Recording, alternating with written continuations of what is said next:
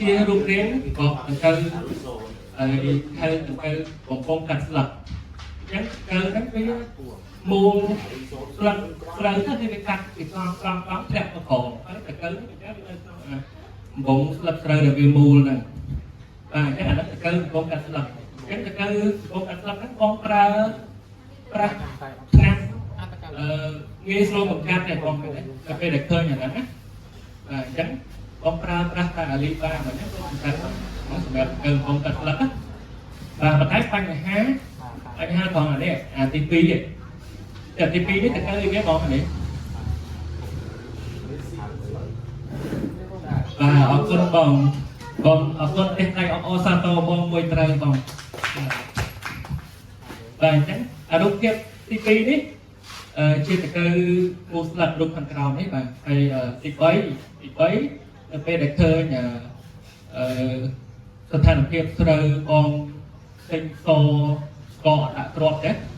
អាហ្នឹងកន្លងមកបងអាចឆ្នាំនេះទេ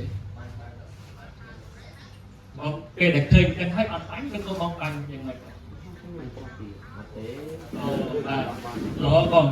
ចឹងអានេះច្រើនតែពួកនេះគឺនៅពេលដែលបងបាជីផ្ដាច់ចឹងបងពេលបាជីផ្ដាច់បងបាញ់មិនការពារតកៅស៊ីរួមដើមហ្នឹងបាទចឹងអានេះជារូបមេអំបៅរបស់តកៅស៊ីរួមដើមចឹងតកៅស៊ីរួមដើមបងបាញ់ឆ្នាំការពារមុនពេលវាកើតហ្នឹងឬក៏ពេលឃើញការថៃចឹងអត់បាញ់ហ្នឹងកាន់តែខូចអាហ្នឹងតែខូចណាបាទអញ្ចឹងសម្រាប់ការប្រើប្រាស់ឆ្នាំតកៅស៊ីរួមដើមនេះបងប្រើការពារមុនពេលបងបាជីផ្ដាច់ហ្នឹងពេលដែលបងបាញ់ឆ្នាំហ្នឹងដាក់ឆ្នាំតកៅស៊ីរួមដើមទៅហើយប៉ុន្តែដែលពាក់ព័ន្ធតកៅស៊ីមូស្លឹកហ្នឹងតកៅស៊ីមូស្លឹកនេះបងពីច្រើនកើតនៅវគ្គណាបងចាំហ៎អាចតាមវាតែចាប់អារម្មណ៍ហ៎បងបាទអញ្ចឹងកំពុងតែវគ្គបងបាជីលើកទី2មែនទេបងបាទចន្លោះ20ទៅ25ថ្ងៃអញ្ចឹងពេលហ្នឹងបងនៅពេលដែលបងវេកលើស្រូវឃើញវត្តមាននេះមេអំបៅរបស់តកៅមូស្លឹកហ្នឹងអញ្ចឹងមានន័យថាក្រោយនឹងពីមួយសប្តាហ៍ទៅ10ថ្ងៃវានឹងកើតតកៅកើតឡើងហើយអញ្ចឹងពេលដែលកើតតកៅកើតឡើងចាប់ដើមមូស៊ីស្លឹកសហើយពេលដែលបងទៅស្រែក៏តែឃើញស៊ីមូស្លឹកឃើញសហើយបានជួនកាលបានបាញ់ឆ្នាំតកៅបងអត់បានបាញ់ពីពេលវាមេអំបៅកើតឡើងបងកន្លងមកបងបាញ់ពេលណាបងលើសួរចេះឃើញបាទអញ្ចឹងពេលឃើញស៊ីហើយបានបាញ់បាទ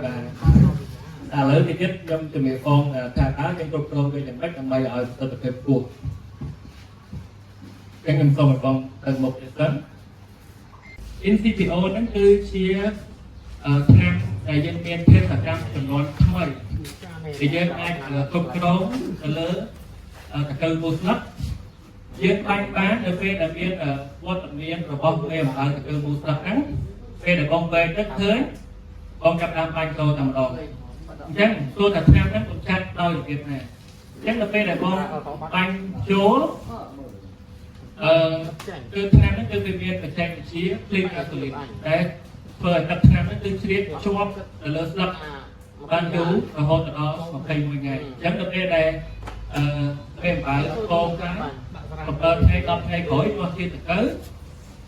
បងបាញ់ទៅពេលវគ្គដែលមានមេអំបៅបងចំណេញទេបងពេលហ្នឹងអត់បានទីបំផ្លាញត្រូវបងទេ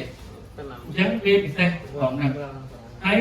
ពេលដែលបងបាញ់ពេលដែលមានវត្តមានតកៅកើតឡើងហើយគឺរយៈពេល1ម៉ោងមានន័យថាបាញ់ហើយ1ម៉ោងពេលដែលបងលក្ខខណ្ឌបាញ់ពេលដែលមានតកៅកើតឡើងគឺបាញ់1ម៉ោងគឺតកៅនេះគឺផ្អាកសកម្មភាពឈប់ទីបំផ្លាញត្រូវតែម្ដងក្រោយពេលបាញ់1ម៉ោងអាចតាមរយៈម៉េចគឺតាមរយៈការកន្ត្រាក់នៅសាច់ដុំបិទគប់ឈររហូតរយៈពេល1ម៉ោងហ្នឹងរហូតដល់3ម៉ោងក្រោយបានតកៅប្រកាសធ្លាក់មកអញ្ចឹងអាចធ្លាក់តាមដំបូងមកហើយអាចធ្លាក់ទៅលើដីការប្រើប្រាស់ NCPO គឺកម្ចាត់ដង្កូវបានលឿនកម្ចាត់ដង្កូវតែសងឆ្នាំការពារបានយូររហូតដល់21ថ្ងៃអញ្ចឹងបើសិនជាបងទៅប្រើប្រាស់ tham NTPO tới cầm chặt bàn lướn rồi còn ập thôi chứ hay cà phê bàn đôi chứ con ra đấy còn và còn với con ra mà nghe còn mà tôi chui lên tay đi và còn ông Sato bằng con ra tất cả off nè và con bằng chắc chắn không phải bom mơ cái đầu một